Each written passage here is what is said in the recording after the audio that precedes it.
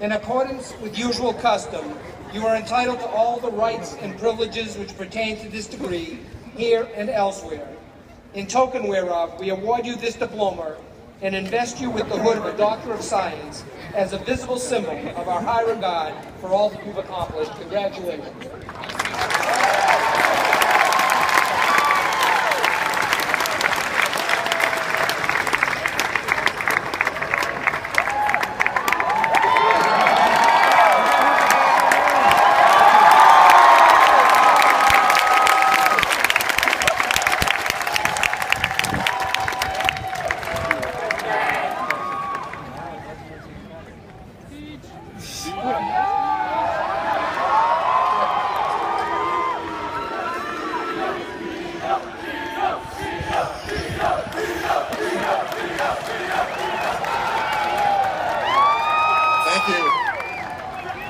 Honor.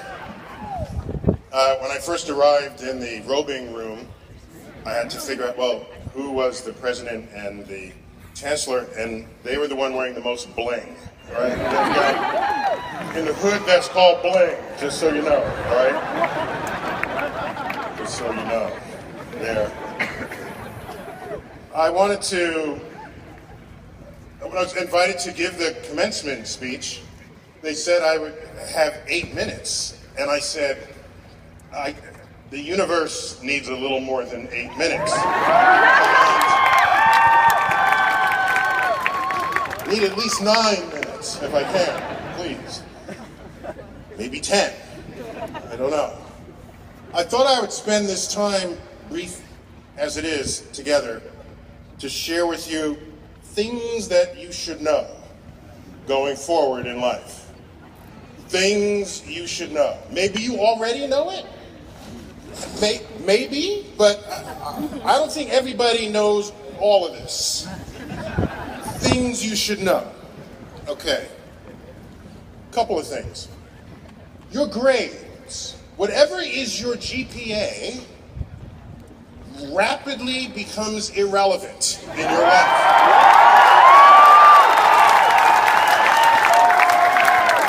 Cannot begin to impress upon you how irrelevant it becomes. Ask anybody just a few years older than you, when was the last time someone asked your GPA? And they will have long forgotten. Because in life, they're not going to ask you your GPA. They're going to ask you, are you a hard worker? Are you a problem solver? Are you committed? Can you focus? Are you a good leader? All of these other questions matter in the rest of your life. I remember taking the SATs long ago.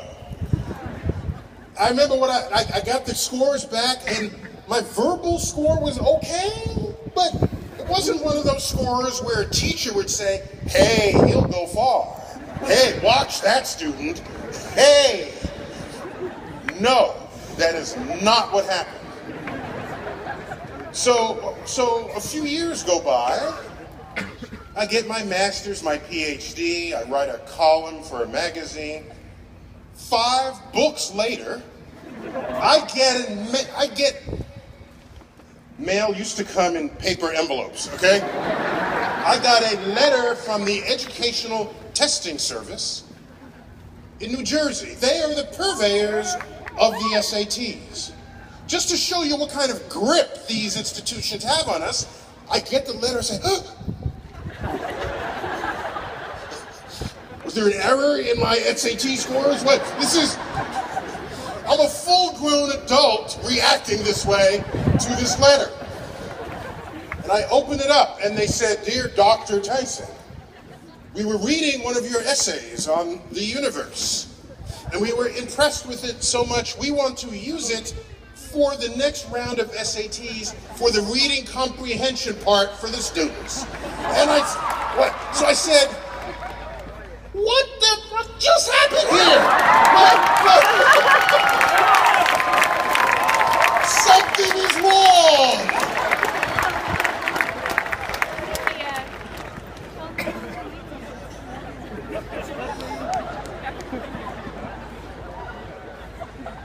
If the exam means anything, if a GPA means anything, it's what you were in that moment. And it so does not define you for the rest of your life.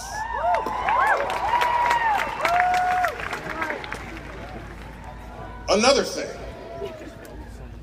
the most dangerous people in a free society are those who don't know. By the way, it's okay to not know. This is what school is for. That's okay. But if you don't know, but think you do know, and have power over legislation that would affect others, that is dangerous.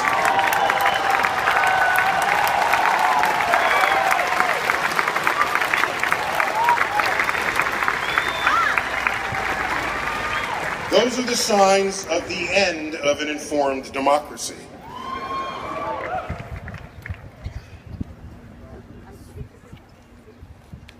Science matters.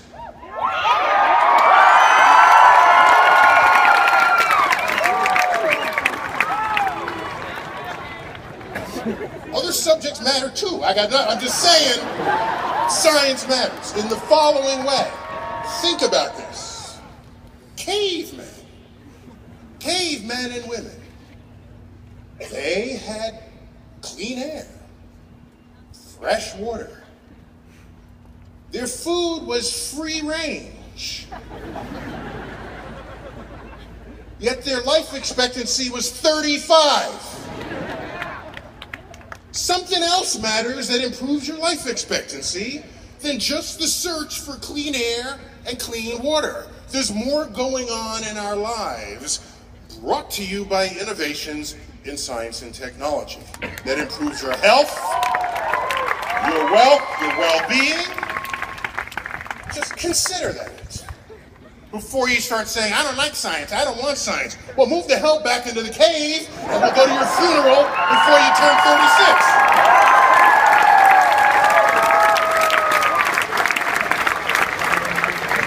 Another thing, this is just a list, that's all, I'm just going down the list.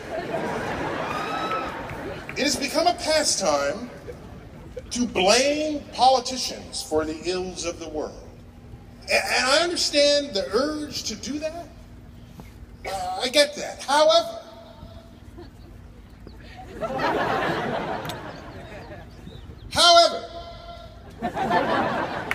that's cool. I understand the urge, but at the end of the day, the politician is a representative of an electorate. So when I go to Washington, but I don't beat the politicians over the head. They are duly elected officials. If you have an issue with politicians, it's because you have an issue with your fellow citizens who put them there. So if there is a politician who is sure the universe is 6,000 years old, it's because there are people walking among us who think that. As an educator, it is my duty to teach people about the methods and tools of science, how and why it works, because the engines of tomorrow's economy depend on it. Innovations in science and technology will drive the 21st century economies. The extent to which you cherry-pick science for your own philosophies, just because you didn't like the result, where does that stop? What's going to happen? You're going to say, oh, I want to repeal the law of gravity because I gained 10 pounds last month? Where does that stop? The laws of physics affect us all. Objective truths are true whether or not you believe in them. So if you are not scientifically literate in the 21st century, you will have disenfranchised yourself from important decisions that affect us all.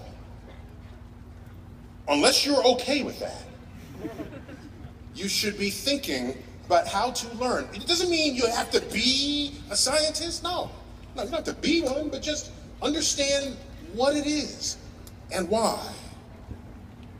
Now, science literacy is not how much you know. It is how is your brain wired for thought.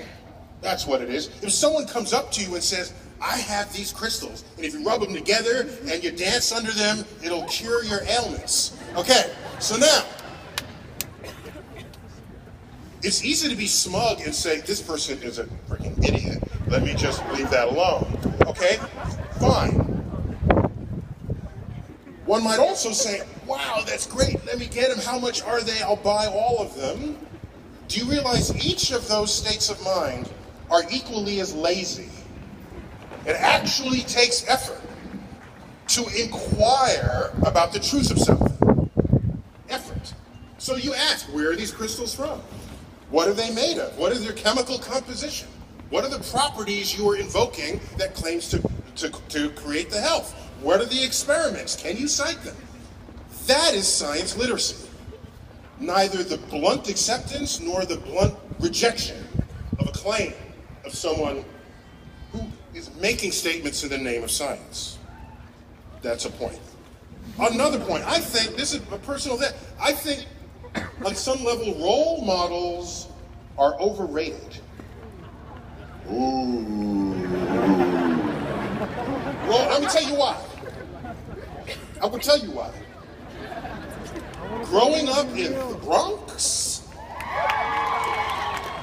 in the house, yeah. Had I required as a prerequisite that another black man from the Bronx had become an astrophysicist for me to become one, I'd still be in the Bronx.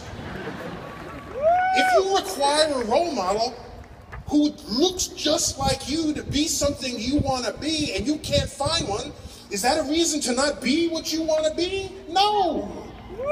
Oh, no, so the argument is simple. You can assemble your role model, get the people who do what you like, but you don't have to be them. Just be the piece of them that you want to be. And then someone who is moral, you do that. Someone who's athletic, you do that. So you don't have to be the whole person. That protects you from when the person messes up in some fundamental way. There isn't this fear that now you have to go mess up too, because that's what your role model did. So I encourage people to assemble their role models a la carte. That is far more potent a way to establish what it is you may become in this world. Now, a couple of things just cosmically. The universe is bigger than you are. Lesson one, okay? That sounds obvious, but some people don't really know that. Number two, Earth. If someone invites you to go to Mars, just remember how beautiful Earth is before you do that. You can breathe the air, things like this. However, do not forget that Earth is really good at killing you. 90%, over 97% of all the species of life on Earth that have ever existed are now extinct because of Earth. So we think of Earth as a haven, but in fact, it is out to kill us every opportunity it gets. It's our ingenuity, in spite of that fact, that prevents it.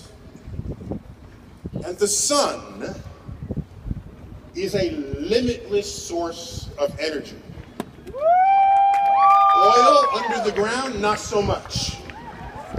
If you want us to exist and thrive into the future, and you're one of these people who say, I don't need space. I solve all my problems here on Earth.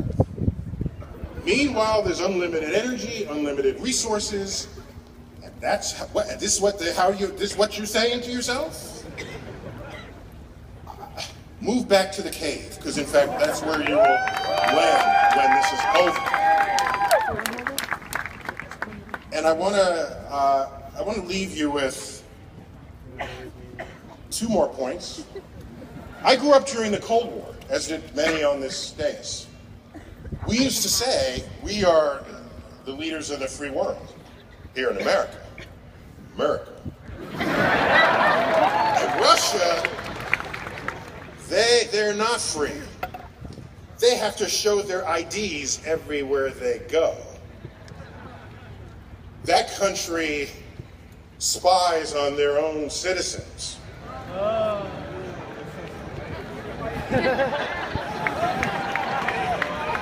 I remember saying that about the Soviet Union, okay? And now, so I don't know, you know, I look at the cameras everywhere in the streets, and I don't know what that means. I mean, if the KGB had the surveillance that America has today on its own citizens, they would totally dig that back in the Cold War. So I don't know what has happened to the world, but you're up next in the batter's box. It's up to you. If it's okay with you that everybody's looking at you, all right. It's not okay with me. It's not okay with people who remember what it really meant to live in a free society.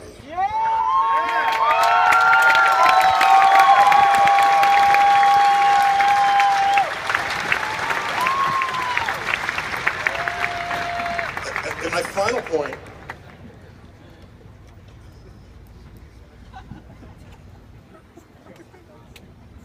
we live in a world where not everyone has the urge to help others, okay?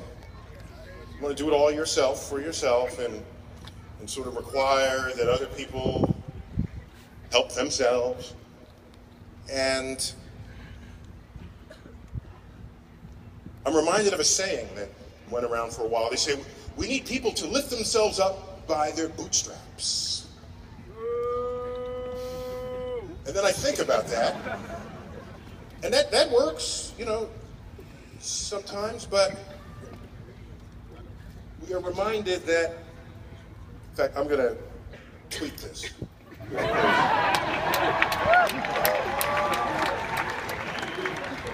because I'm feeling it. Excuse me. Just take a second.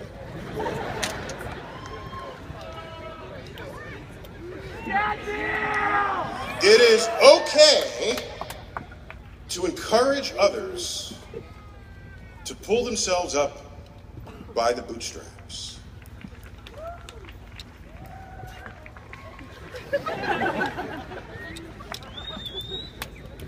But if you do, just remember that some people have no boots.